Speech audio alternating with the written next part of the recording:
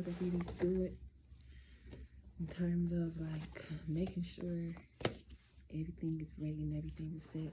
I don't know if y'all gonna be able to see all the cards, but it's not even really about that right now.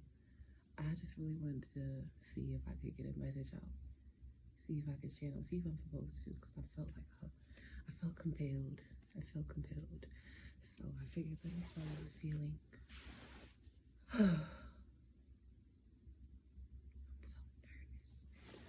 I'm so nervous. I feel like I haven't done this in so long, but I feel like I've been reading cards every day at the same time, so it's such a weird feeling. It's like fighting against yourself. And as I talk about this, I feel like I'm coming to... I need to get my oracle cards. They're over here looking at me. Gosh, it is like I'm filled with all of this jittery energy because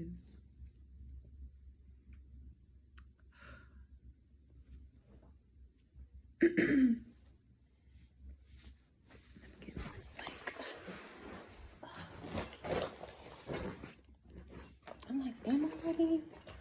I'm ready before. Should I just start over? You know, like, nah. I'll let it rock. Maybe I'll let it rock. I got my element oracle. I'm just gonna pull one card, and that's gonna give us a theme. But I'm just feeling so much like a disbelief. A disbelief in like, oh my gosh, is this really happening? Are we really separating?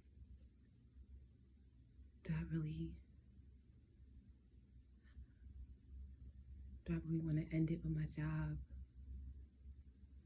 Do I really want to leave home? Do I really want to be here? Do I really want to be here? Do I really want to be here? Do I really want to be here? Am I ready for this commitment?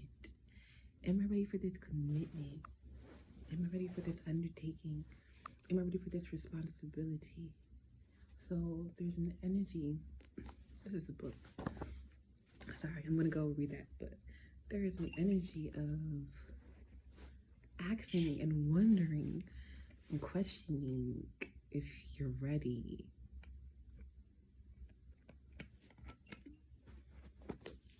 Questioning if you're ready.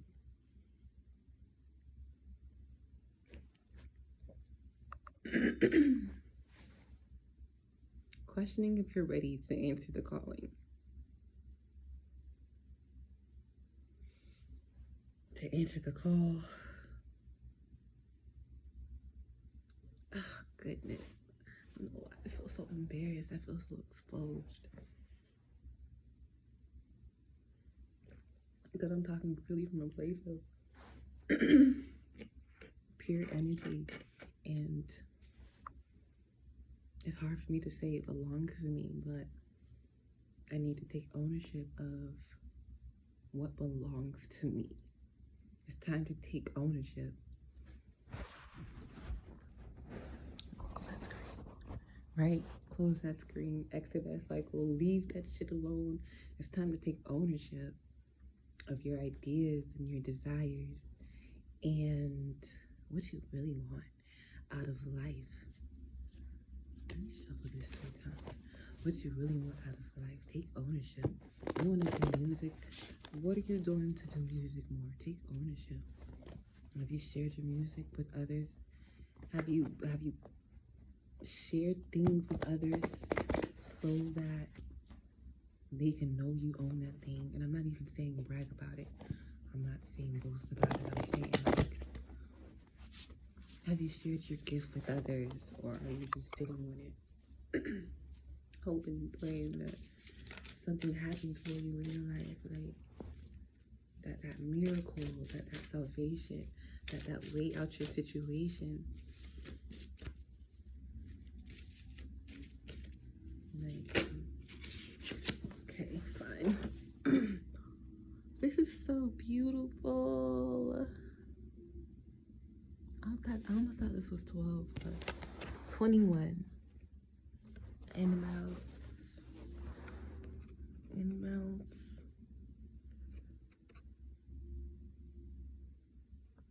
She's bad, bro. She's one with nature. And you have that wolf in the background. That's like a protective spirit.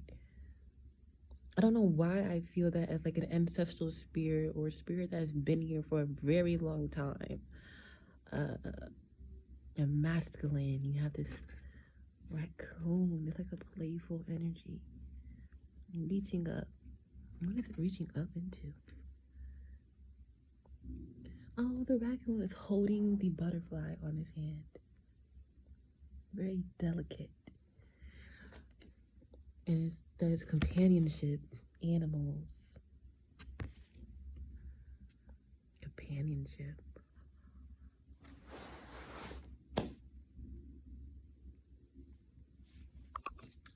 Let's go make me cry.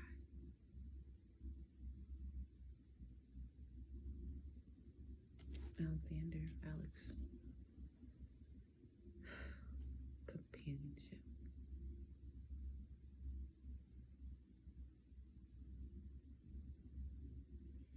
This is giving me so much energy of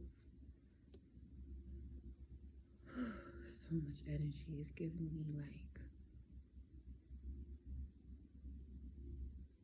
if you're wondering what you need right now, if hearing this will make you feel better, can I say this? Because it's even hard for me to say to myself. You are loved. Don't mind my eyes. I'm trying to find the right angle, but you are loved. You are loved. You are loved. I mean that to say, if you have a friend, if you have even an associate, if you have an energy, a person in your life that has been something of a constant, treasure those things. Be grateful for those things, because we all know too well the people that come in our lives and take from us and steal from us and hurt us and leave us with heartbreak or pain, or worse, the trauma of it all. Leave us with such deep-seated trauma, to the point where we feel like we're alone, to the point where we feel like we don't like people, to the point where we feel like the safest thing to do is to avoid people, when in reality, what we truly long for is companionship. And not everybody can say that they've been hugged in the last 3 days, 10 weeks, 2 years, or more. To be hugged, to be touched with love, to be looked at with love, to be talked to with love, to be washed over with love, to see yourself with love, to see yourself in the way that a good friend sees you, to talk to yourself in a way that your best confidant, your best friend, your confidant, your best friend, your mother, your support system, your father, whoever, your sister. Did I say that? My sister popped up. Sister. Your community. And even more than your community, even the people that have passed on. Even the people that have passed on. Your grandma, your great grandfather, your brother, your son, your child, your parent, your mom, your dad, your cousin, your rock. They're here too.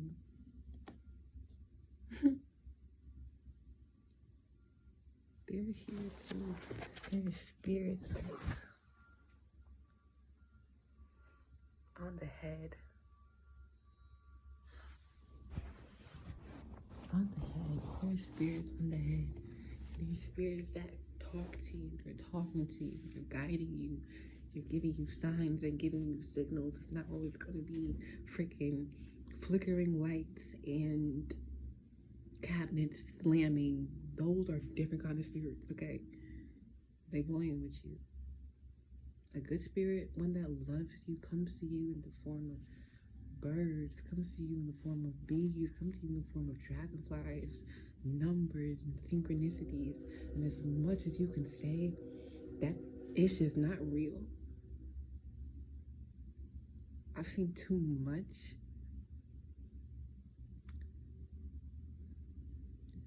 I've felt too much. I've thought too much to and received so much.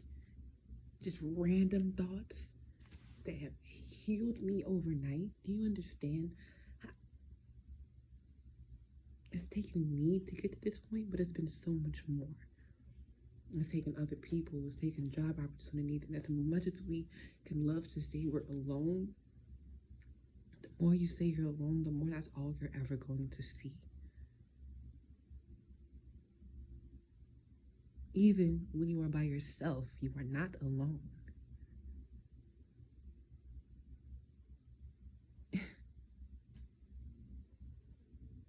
And I say that to say, like, they say that to say, like, don't forget about us when you live your life. You know, one of my friends passed away recently, and what I can't get out of my mind, and her passing, I've had friends pass, I've had people pass, but her passing broke me in a way that I could either accept that the afterlife exists and accept that these spirit beings are talking to me and accept that they're here and accept that they were and accept that they were energies. I can accept that they exist here and now, even after passing on. Because I've seen them, because I've asked to see them, and I see them in my dreams because they make themselves known to me, because they go out of their way to show me that they love me. So much so that they show up in my life, and to say I'm doing this shit alone, it would be ungrateful. It would be blind. It would be limited, restricted viewing of life, a limited reality, a limited perception. If you expand your mind to the depths of your soul and your spirit, you will find other spirits there. You will find kindred spirits. You will find spirits that love you and that want you to do well in life. And they will be here on earth with you. And they will be up above watching over you. And they will be flying around you like that pesky butterfly. You don't know why I keep coming near you.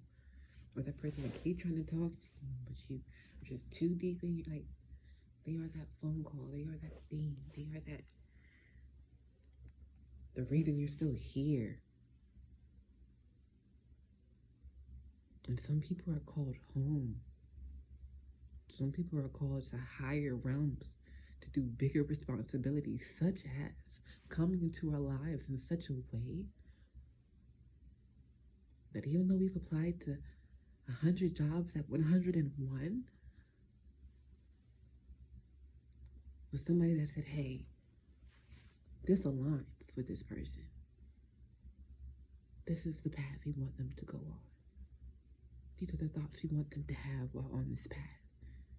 And at the moment that you realize, like, I'm tired of the path, I'm tired of being here, that feeling that you get, why am I here? Why does my life even matter? Why does this shit even matter? I don't even know how she died. I don't even know how she died. But as somebody who has struggled with mental health, sounds so big, so important, and it is. But as somebody who has struggled with just wanting to be here, to continue doing this life shit. To pull yourself out of that dark spiral.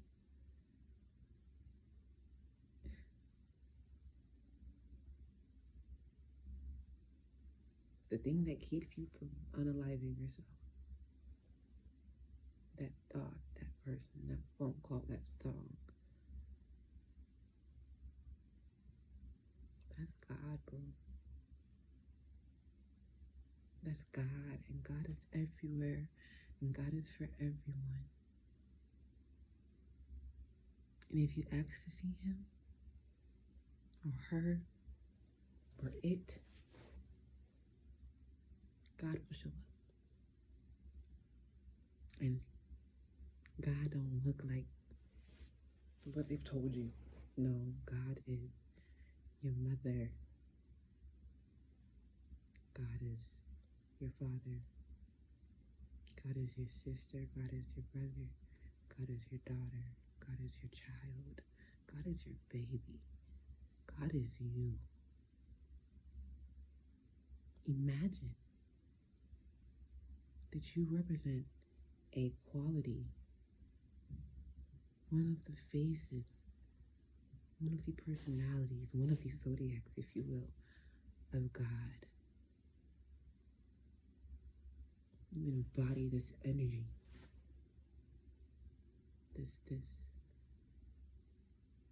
pure energy, this limitless potential, and the only thing holding you back from your connection with God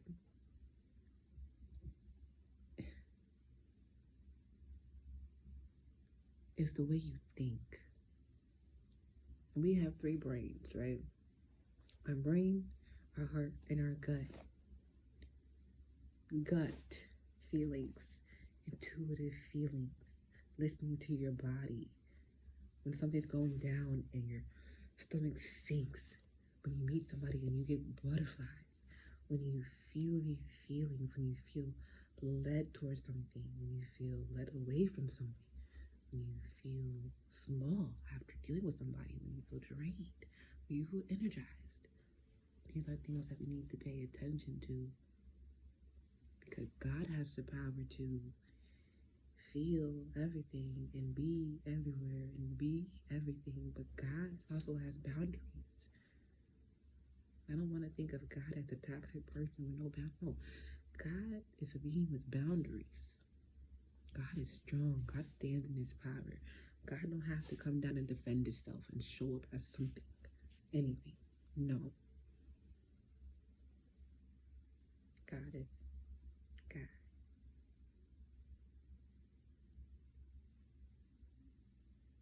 And that's why God, that word is dope, because I'm thinking about animals and spirits. You are not alone. I hear you. Don't far away. No, you say. I really don't know the words, but that's what popped in my mind. Anyways, I think I only got 19 minutes, so yeah, that's all I could think of. For one oracle card. Dang. Is it really going to end at 19? Let's see. We have more than 19. Oh my gosh. What does that mean? Don't count yourself out before the time is done. I lost my train of thought. I hope that was helpful to somebody. I don't know. And if you don't believe in God, baby, this is not for you. Or maybe it is. God is for everybody. God is for everybody.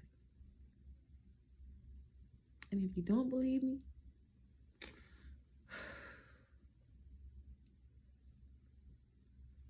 ask him to show up in some weird way. Now be realistic with the boundaries of earth, but get creative. And I'd be so intrigued to know what happens for you. Whether you believe in God or not, try it out. See how he shows up.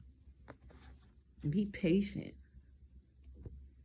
Shit, impatient ass.